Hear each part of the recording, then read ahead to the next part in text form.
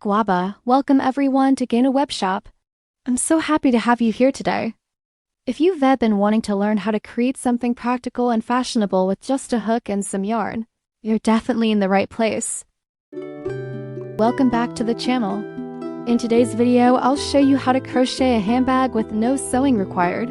Yes, that's right, no sewing needed.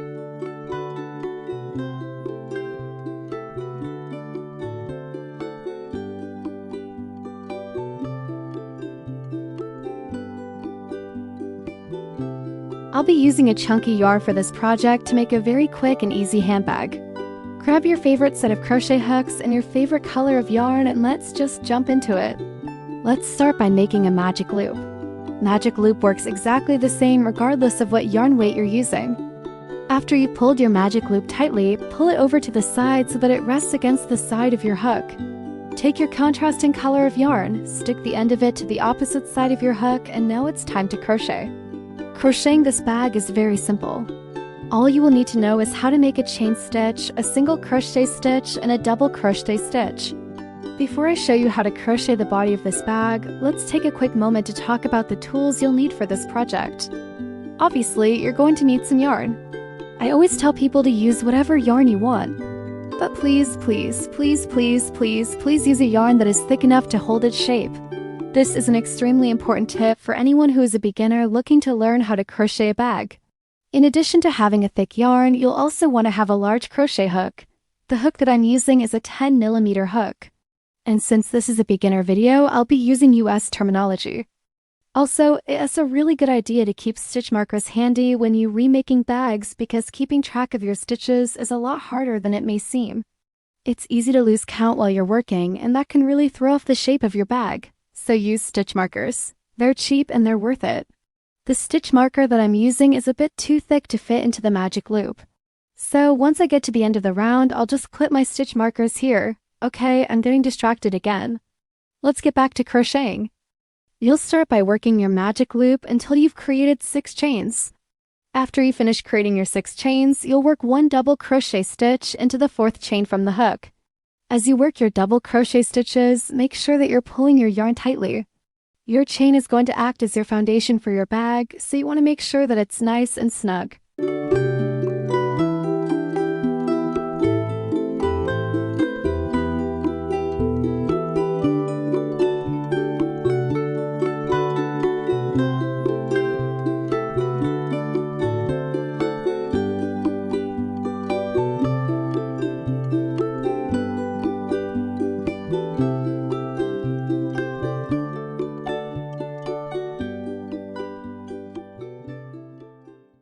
After you finish working your first double crochet stitch, you'll repeat the process by inserting your hook into the next stitch, pulling the yarn through, yarn over, and pull through again.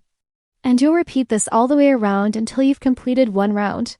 After you complete your first round, take your stitch markers and stick it into the opposite side of your stitches to help you keep track of your rounds. The pattern for this bag is fairly simple and only includes double crochet stitches. So once you understand the basics of how to double crochet, the rest will come easily.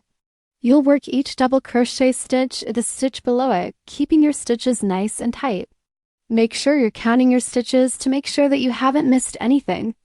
For this bag, I decided to make it 8 stitches wide and 24 rows tall. You can make your bag as tall or as short as you like. And if you want a wider bag, simply work more double crochet stitches into each row. I will post a chart below that shows the exact number of double crochet stitches needed to make your bag the width you desire. As you can see, I'm using my stitch markers to help me keep track of my stitches, and I'm checking my work periodically to make sure that I haven't missed anything. You can see I have a stitch marker clipped onto the end of my yarn to keep track of where I'm in my rounds, and then I'm sticking my other stitch markers along the side to help me keep track of where the ends of my rounds are throughout my piece. It's very hard to keep track of your stitches when you're making a bag, and it's really easy to lose count. So use stitch markers. I promise it will make your life a whole lot easier.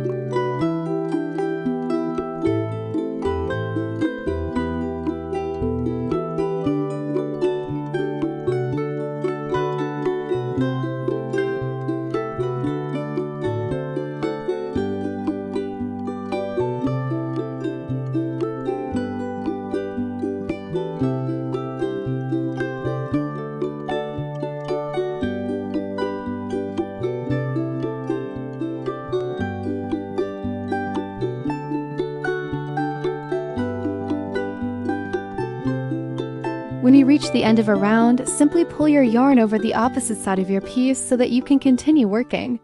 When you get to the end of your first round, you will continue working your double crochet stitches all the way up until you reach the height that you desire. The nice thing about this pattern is that it's extremely versatile. If you want a shorter bag, simply make fewer rows. And if you want a taller bag, make more rows. Now that the body of my bag is complete, I can start working on the handle.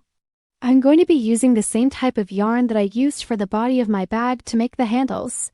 I'll be making 2 handles for my bag, and each handle will be 3 chains wide and 12 rows tall. You can make your handles as long or as short as you like. Just remember that the longer you make them, the longer you'll have to carry them. So once I finish making my chains, I'm going to work 12 double crochet stitches into the 3rd chain from the hook. After I finish working my double crochet stitches, I'll repeat the process by flipping my piece over and working my double crochet stitches into the opposite side of my piece. Make sure that you're being very careful when you do this so that you don't pull your stitches too tightly. If you want your handles to be fluffy, you'll need to make sure that your tension is nice and loose.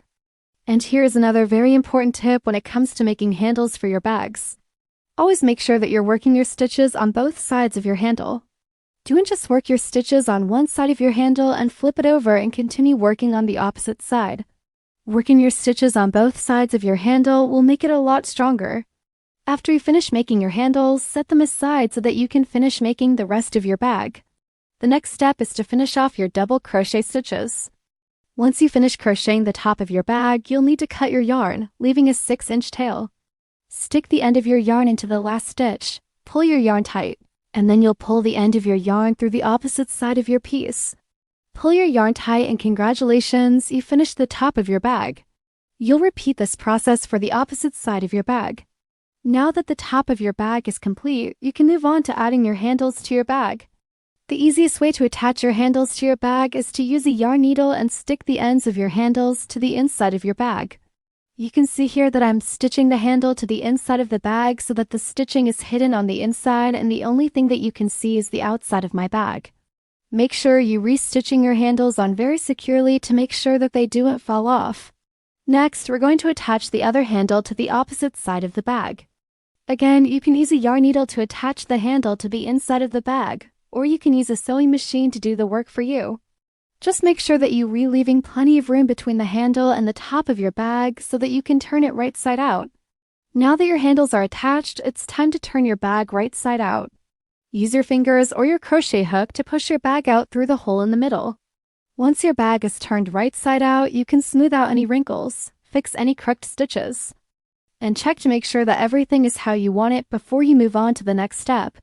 Now it's time to pull your bag right side out through the hole that you left for your handles. This is a really easy step and doesn't require much skill. Simply take your bag, grab the handles, and pull your bag right side out. You can use your fingers or your crochet hook to help pull your bag right side out.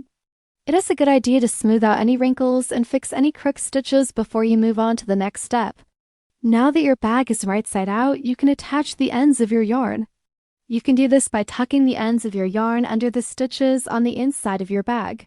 Be careful with this step though, because you don't want to pull your yarn too aggressively and cause your bag to warp.